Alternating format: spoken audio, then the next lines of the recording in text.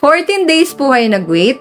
Hello everyone, this is Jazz. Let's answer this question from our video nung na-approve tayo ng South Korea visa. Share ko rin po sa inyo yung naging process namin and requirements na sinubmit namin since nagkaroon ng promo ulit sa South Korea for BDO card holders na Gold and Elite card. Kaya naging simplified din yung aming requirements na sinubmit. Kaya kung interested din po kayo malaman tungkol dito, just keep on watching. February nung nalaman ko na may gantong promo pala si South Korea. Pinost nila yun nung January 30 sa website nila na valid hanggang December 31, 2024. Merong for elected and government officials, professional license holders, at saka itong BDO credit card holders. COE na lang isasubmit mo together with other primary requirements pero hindi mo na kailangan yung bank cert, bank statement, at saka yung ITR. Ganun din sa immediate family mo kung kasama silang babiyahe. Kung di ka naman kasama do sa promo na nabanggit ko, ito yung mga requirements na kailangan mong i-prepare. March ko na nga natapos yung mga requirements namin ni Hubby. Tapos sakto itong March 18, meron kaming event sa company sa McKinley Hill kaya sinabay ko na yung pumunta sa KVAC. Take note guys, doon na po kayo pupunta, hindi na po sa may South Korea Embassy. Located po siya dito sa 9th floor ng Brittany Hotel. May pay parking po sa basement kung meron kayong dalang car. Sa gilid lang din po siya ng SM Aura. Kaya dito na lang din po kami nagpa-picture ng passport size kasi nakalimutan ko magpagawa pala. Kung kailangan nyo rin po, punta lang kayo sa basement, nasa 150 yung bayad. Back to Brittany, sa dulong elevator po kayo sasakay papuntang 9th floor. Paglabas nyo ng elevator, ito na kagad yung makikita nyo. Pila yan sa reception na mag-check ng mga requirements nyo, tapos bibigyan kayong gantong number. Tapos mag-wait kayo dito sa waiting area. Ayusin nila yung pagkasunod-sunod ng mga requirements so, tapos stapler nila. Medyo maraming tao na nagpunta ako. Buti may TV dito na pinapakita yung South Korea, kanalibang din ako. At kaya tumingin-tingin muna ako dito sa mga nakapaskil sa board. Ito yung mga requirements for employed and for businessmen. Tapos honestly guys, yung visa application form medyo nakakalito siya kaya pinicturean ko rin yung mga nakapaskil sa board para may idea kayo. I-post nyo na lang para mabasa nyo. Hindi siya pwedeng sulat kamay, kailangan type written siya. Pwede nyo itong gawing guide para makahelp sa inyo sa pag-fill up. Tapos after almost 2 hours natawag na rin yung number ko. Umakyat na rin ako sa 10th floor. Hindi pwede mag-picture sa taas guys, pero sila yung nag-check ng mga requirements. Hindi pa na-complete yung mga requirements namin for processing kagad kasi may mga pinabago sila na sa requirements namin. Like yung COE kasi naka-scan copy siya, dapat naka-original pala.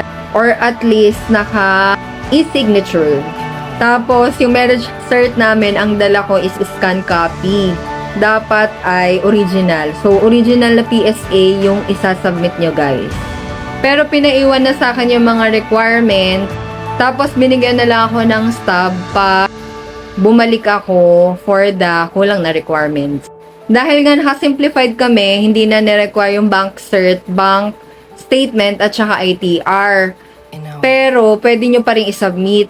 Ako, nag-submit ako sa amin dalawa ni Hubby ng bank statement namin, bank cert, pera lang yung ITR.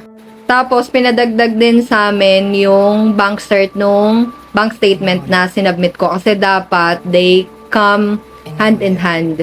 So, kung mag-submit kayo ng bank statement ng isang bangko nyo, kailangan may bank cert din yun nakasama. Tapos, kung ilan yung bank accounts nyo, mas maganda isubmit nyo para mas mataas yung chance ng approval. Kasi ganun yung pinagawa sa amin. Hindi naman lahat sinubmit namin, pero yung lagi namin ginagamit na bank accounts, yun yung sinubmit namin. Kasi bukod sa balance sila natingin, sa ADB din. Tapos, pinagbayad na rin kami ng 900 each per application. Dun sa stub na binigay pala sa akin, may nakalagay na doon kung anong tentative date mo makukuha yung iyong passport. Pero since hindi pa nga siya nakompleto, so hindi pa siya mapaprocess yung amin.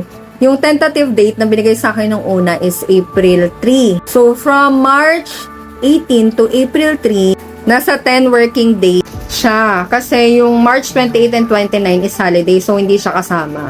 Pero ang standard daw na process is nasa 14 working days. Doon sa counter guys, may nakalagay na ganito. Pinicturean ko siya for reference. Ayan yung mga pwede nyong gawin habang nag-aantay kayo. Hindi nyo na rin need magpa-schedule kasi pwedeng mag-walk-in. Ito yung schedule nila. Tapos tong March 20, bumalik na rin ako para masubmit yung kulang na requirements. Buti walang masyadong tao. Tapos saglit lang din naman siya. So instead of April 3, ginawang April 5 na yung pagkuha ng aming passport. Nasa 10 working days pa rin siya. Medyo kumaba lang kasi inabutan kami ng Holy Week. Pero meron nga daw 3 days pa lang from their application. Lumalabas na yung result. Doon sa previous picture na pinakita ko sa inyo, pwede nyo i-check doon from your application. May binibigay naman doon sa stub na reference number. So, ito na nga. Yung video na yun, April 4 yun. Yung nakita nyo, tumatalon ako kasi lumabas na yung approval ng visa namin. So, ito ay April 5. At sa BGC kami natulog kaya nag-joyride lang ako. Tapos pumunta ako dito sa K-Rock. Ako lang din mag-isa nag-pick up kasi may meeting si Javi. Medyo maraming tao pero mabilis lang ako na serve dito since pick up lang. Natawag na rin kagad yung ating number para umakyat tayo sa 10th floor. Hindi pala siya accessible through elevator, guys. So, dito talaga kayo dadaan muna ng 9th floor. Yay! Thank you, Lord! First attempt natin to and approve tayo. Tapos, may promo rin sila, guys. Sa lahat nag-pick up, merong free T-Money card per person, isang T-Money card. So, kung ikaw lang nag-pick up, tas 5 yung pinick up mo, isa lang, ikaw lang pwede magkaroon. Kasi may survey na sasagutan. Pero kung gusto nyo magkaroon ng T-Money card, mag-pick up kayo lahat.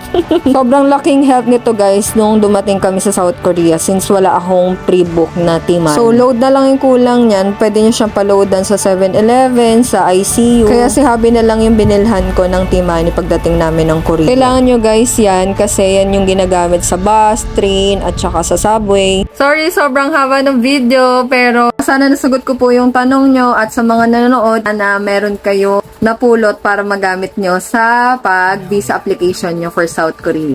At kung meron pa po akong hindi nabanggit, comment lang po kayo at try ko pong sagutin. Thank you for watching, guys. Don't forget to follow me for more videos like this. God bless!